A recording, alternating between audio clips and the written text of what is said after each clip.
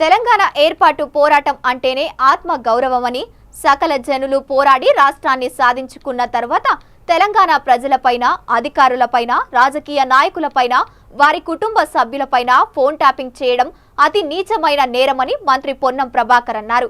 సిద్దిపేట జిల్లా హుస్నాబాద్లో ఆయన మాట్లాడుతూ ఫోన్ ట్యాపింగ్ కు సంబంధించిన విచారణలో భాగంగా బీఆర్ఎస్ నాయకులను పిలిస్తే దానిని రాద్ధాంతం చేస్తూ రాజకీయ లబ్ధి పొందాలని చూస్తున్నారని విమర్శించారు. విచారణకే అంత బాధపడితే మీరు ఎంతో మంది వ్యక్తిగత జీవితాల్లోకి తొంగి చూస్తే వారెంత బాధపడి ఉంటారోనని అన్నారు. చట్టం తన పని తాను చేసుకుపోతోందని, ఇందులో కక్ష సాధింపు, కుట్ర అంశాలు లేవని స్పష్టం చేశారు. మీరు తప్పు చేయనట్లయితే విచారణలో మీ నిర్దోషత్వాన్ని నిరూపించుకోండని మంత్రి అన్నారు. తెలంగాణ ఏర్పాటు అనేటువంటిదే సెల్ఫ్ రెస్పెక్ట్. తెలంగాణ పోరాటమే ఆత్మ గౌరవం.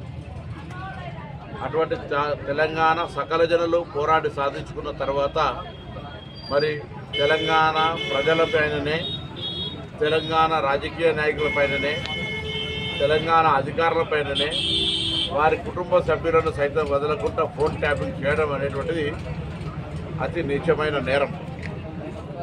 అందుకు సంబంధించిన విచారణలో భాగంగా పిలిస్తే దాన్ని రాద్ధాంతం చేస్తూ హింసాయుతమైనటువంటి పిలుపులను ఇస్తూ మరి రాజకీయపరమైన లబ్ధి పొందే ప్రయత్నం చేస్తూ ఉన్నారు.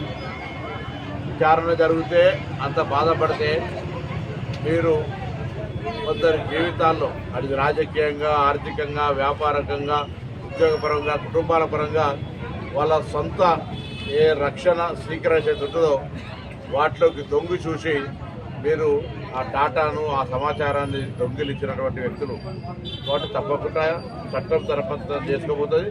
ఇలా కక్ష సాధింపు చర్య కానీ కుట్రపూరితం కానీ ఏమీ లేవు.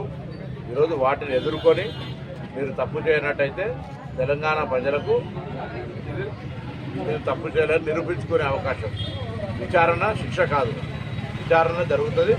విచారణ జరిగినప్పుడు మీ నిర్దిష్టతోనే నిరూపించుకోవాలని కోరుతాను తప్ప డైవర్షన్ పార్టీ చేసి అదేదో కక్ష సాధింపు ధోరణిగా ప్రచారం చేయడం మానుకోవాలని కోరుతున్నాను.